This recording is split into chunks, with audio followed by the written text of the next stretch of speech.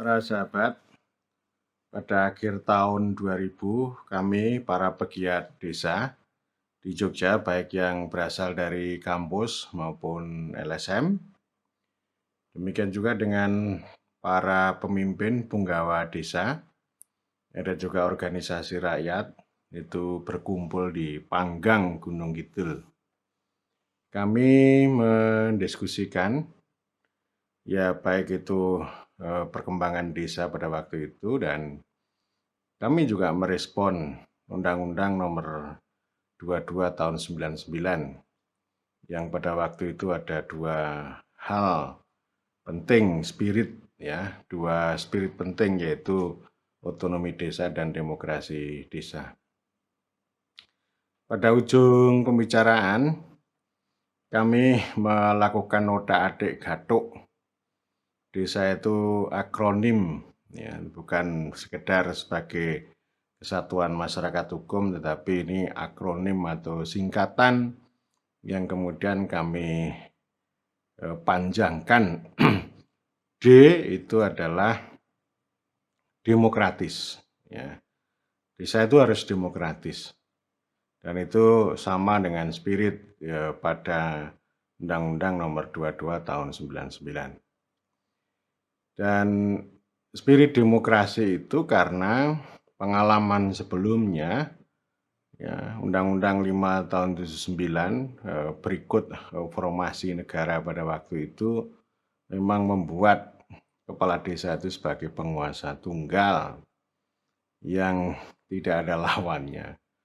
Kuasaannya luar biasa, termasuk korporatis. Nanti kepala desa itu ya baik kepala desa nanti sebagai ketua umum, LKMD, Lembaga Ketahanan Masyarakat Desa, lalu juga ketua lembaga musyawarah desa. Kemudian kalau ini kepala desanya laki-laki, maka istrinya itu menjadi ketua PKK, lalu anaknya bisa juga menjadi ketua Karang Taruna. Jadi ini desa itu menjadi semacam korporatisme.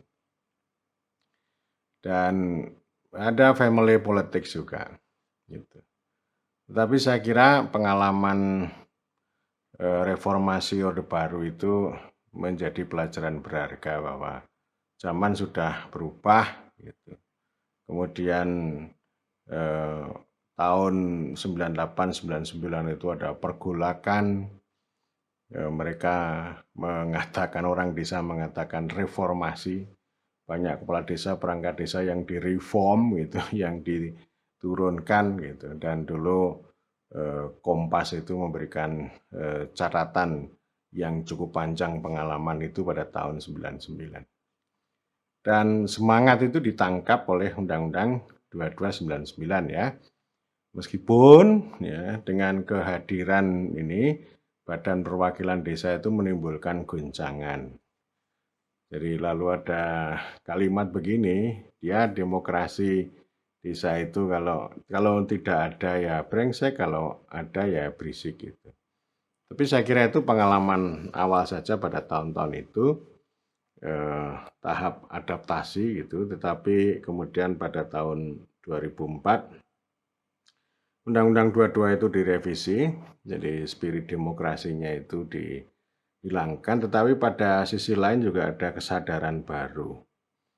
Misalnya begini, pertama kepala desa itu sudah sadar bahwa masyarakat sekarang sudah semakin kritis, tidak seperti dulu lagi. Ya, kepala desa itu biasa dinego, ditekan, dibicarakan, dirasani oleh warga, itu hal yang biasa, dan warga juga menuntut. Pada waktu itu ada istilah TPA, gitu, transparansi, partisipasi, akuntabilitas pada waktu itu ya. Kemudian yang kedua, ini di zaman baru ini ya memunculkan kepala desa baru, orang-orang baru. Kalau dulu ya harus darah biru, harus dari fam, harus dari keluarga atau dari terah yang kuat. Kalau setelah itu ya muncul orang-orang baru yang rakyat jelata, yang tidak punya struktur darah biru itu. Apalagi sekarang juga sudah semakin lebih terbuka begitu ya. Jadi artinya ya memang ada yang masih otokratis itu, tapi ini ruang-ruang politik ini memang tumbuh gitu. Ya ini variasi ya, variasi tergantung orang itu melihat itu. Tetapi saya percaya pada studi yang dilakukan oleh Dr. Bujo Smedi ya. Sekarang kehidupan desa itu sak podo-podo, sama-sama setara bahwa kepala desa itu tidak menyeramkan seperti penguasa tunggal pada masa itu. Tapi sekarang bisa dinego, bisa ditekan, bisa diolok-olok begitu. Ada kesadaran bahwa menjadi kepala desa itu dulu orang biasa jadi kepala desa ya nanti kembali jadi orang biasa. Jadi itu sesuatu yang biasa juga. Dan nanti ini kita akan dalami lagi nih soal demokrasi desa. Tetapi yang mau saya katakan bahwa ini menjadi isu yang sangat penting. Pada waktu membahas undang-undang desa itu Mbah Nur Suhud ya, dari fraksi PDI Perjuangan itu mengatakan begini. Kami orang-orang mulia, ya, kita orang-orang mulia seperti presiden, gubernur, bupati, wali kota, anggota DPR seperti saya ini bisa memperoleh kemuliaan karena telah melakukan kejahatan terhadap rakyat itu. Wow, saya kaget juga dan Mbah Nur Suhud lalu mengatakan bahwa undang-undang desa ini juga harus memberikan sumbangan bagaimana memperkuat kuasa rakyat. Oke, jadi karena kita menjaga dilema antara tanpa demokrasi brengsek dengan demokrasi berisik, lalu musyawarah desa itu menjadi arena. Jadi tidak head to head gitu ya antara BPD dengan kepala desa, tetapi ada ruang musyawarah desa ini sebagai ruang publik, ruang deliberatif ya, musyawarah gitu ya untuk mencari kebaikan bersama, tapi juga ini musyawarah desa ini tempat yang terang. Istilah Budiman Sujatmiko itu musyawarah desa itu tempat yang terang dan bisa disaksikan, dibicarakan oleh banyak orang ya. Hajat hidup orang banyak desa itu bisa dibicarakan, bisa disaksikan oleh banyak orang, tentu termasuk dana desa. Kemudian yang kedua itu E itu emansipatoris ya. Emansipatoris itu persamaan hak, persamaan kesempatan, persamaan peran. Artinya desa itu bukan dianggap sebagai the others, lian atau orang lain, tetapi desa itu juga sebagai entitas, sebagai subjek. Jadi artinya emansipatoris ini sama dengan mandiri, sama dengan otonomi. Desa itu bukan hanya menjadi objek, menjadi pesuruh, menjadi target, tetapi menjadi subjek, menjadi pelaku utama, menjadi subjek pemberi manfaat, bukan sekedar objek penerima manfaat, tetapi subjek pemberi manfaat. Manfaatnya siapa? Yang paling penting ya masyarakat setempat, kepentingan masyarakat setempat, dan nanti pada gilirannya desa juga akan memberikan kontribusi, sumbangan kepada Republik. Dan ini memang emansipatoris ini penting untuk kita sampaikan karena spirit Undang-Undang 22 ini kan otonomi ya, otonomi desa meskipun belum formulasi kelembagaannya itu belum pas dan selalu menjadi debat kedudukan desa ya dari dulu sampai sekarang itu menjadi masalah. Tapi spirit saya kira penting dan kami selalu mengatakan bahwa ini daulat secara politik. Kalau yang demokratis itu rakyat berdaulat secara politik, kalau emansipatoris itu desa itu berdaulat secara politik.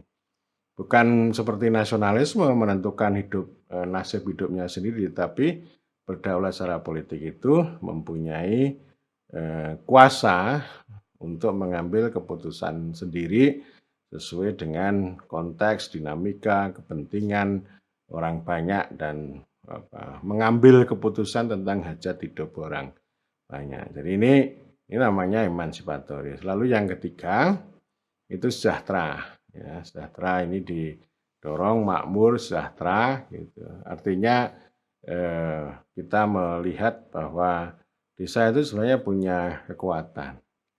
menjadi basis kehidupan dan penghidupan bagi orang banyak. Nah, ini yang sampai sekarang menjadi tantangan sangat serius pada sisi kemakmuran dan kesejahteraan ini karena ya terbatas. Semuanya serba terbatas, baik itu layanan publik maupun aktivitas kegiatan ekonomi, pundi-pundi ekonomi, meskipun juga hasil bumi dari desa itu, ya hasil bumi itu entah itu sayur atau beras atau apa itu datangnya dari desa gitu. Tapi kan mereka itu hasil-hasil bumi itu dibeli dengan harga yang sangat murah. Kopi hanya 400 rupiah dari desa, tapi nanti kalau sudah pasar di kota menjadi 6.000 misalnya. Tahu ini apa namanya, ketela pohon ya, ketela pohon dari produsen pertamanya 1.500 itu, tapi setelah diolah itu menjadi ya. Jadi artinya ini memang harus ada nilai lebih kehidupan dan penghidupan ini, dan itu penting juga ya.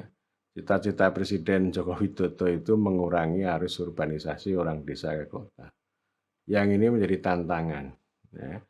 Proyek dana desa tidak sanggup mengatasi itu. Tetapi kalau kita bisa kelola, gitu ya, bagaimana menempatkan dana desa itu pada kerangka dari demokrasi dan emansipatory, niscaya ini akan bisa menjadi energi kinetik bagi desa ya, punya daya lenting untuk membangkitkan kekuatan lokal. Saya punya keyakinan itu ketika saya berbicara desa itu sebagai batu ya, kemudian negara itu sebagai kekuasaan, sebagai ratu begitu ya. Jadi ini kekuasaan, ini kekuatan. Batu itu kekuatan. Jadi menjadi batu landasan, menjadi kekuatan. Kalau desa kuat itu maka negara juga akan menjadi lebih kuat gitu. Dan tentu kekuatan ini akan bisa memberikan sumbangsih terhadap tujuan untuk kemakmuran dan juga kesejahteraan. Jadi ini artinya memang negara harus hadir di sini gitu. Hadirnya bukan dengan proyek itu, proyek dana desa yang itu ujungnya hanya data sama laporan, tetapi hakikatnya tidak tersentuh. Ya, dana desa tidak memberikan sumbangan yang signifikan untuk pembentukan kehidupan dan penghidupan bagi orang desa. Kemudian yang keempat, ini ya, yang keempat itu namanya adil. Ya. Jadi desa harus diperlakukan secara adil oleh supradesa. Bukan diades, bukan lian, bukan orang lain ya, tetapi desa itu sebagai komunitas warga. Nah, ini yang selalu menjadi tantangan. Karena selama ini desa itu masih dipandang sebagai orang lain, sebagai diades, sebagai lian, maka distribusi dana desa yang sebenarnya orientasinya untuk keadilan bagi desa, tetapi orang-orang yang punya kuasa proyek dana desa itu memandangnya secara berbeda. Gitu. Jadi artinya dengan memberi uang itu lalu diikuti dengan kecurigaan bahwa ya karena orang lain tadi ya, curigaan nanti ini dikorap, ini dicolong, ini dicuri, kemudian nanti tidak efektif, makanya ini harus diatur sedemikian rupa, diintervensi sedemikian rupa, padahal itu juga kontraproduktif. Tapi orang nggak sadar melakukan itu karena nggak belajar pada sejarah, pada realita. Ya, jadi orang itu hanya berpikir tentang dirinya sendiri, apa yang ada di dalam kepalanya untuk menilai orang lain. Jadi ketika membuat aturan itu, kan ini pembuat aturan, ya aturan itu tentang uang dan perencanaan macam-macam itu ya. Pembuat peraturan itu kan bilang begini, bahwa Anda tanpa peraturan, Anda akan hidup seperti binatang.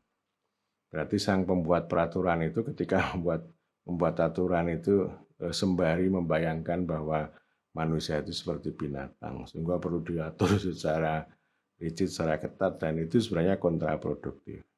Niatnya baik, tapi hasilnya pasti akan buruk. Jadi ini harus ditempatkan pada dimensi keadilan itu. Artinya kalau negara membagi uang pada desa itu sudah kewajiban negara, itu demi keadilan untuk orang desa. Ya. Jadi bukan dimaknai sebagai ketergantungan, bukan dimaknai sebagai proyek, bukan dimaknai sebagai bantuan, tidak, ini redistribusi keadilan. Rekognisi, itu, pengakuan, penghormatan itu ya omong kosong kalau tidak diikuti dengan redistribusi. Tapi percuma juga kalau redistribusi itu disertai dengan subordinasi, sehingga keadilan tidak akan tercipta dengan baik. Dan karena itu ini itu ya 4 poin itu. Ini kan Spirit lalu punya kemiripan dengan misi besar Undang-Undang Desa, memberdayakan, melindungi desa agar tumbuh menjadi desa yang kuat, ya, maju, mandiri, demokratis sebagai landasan yang kokoh bagi kesejahteraan dan juga keadilan. Saya kira begitu.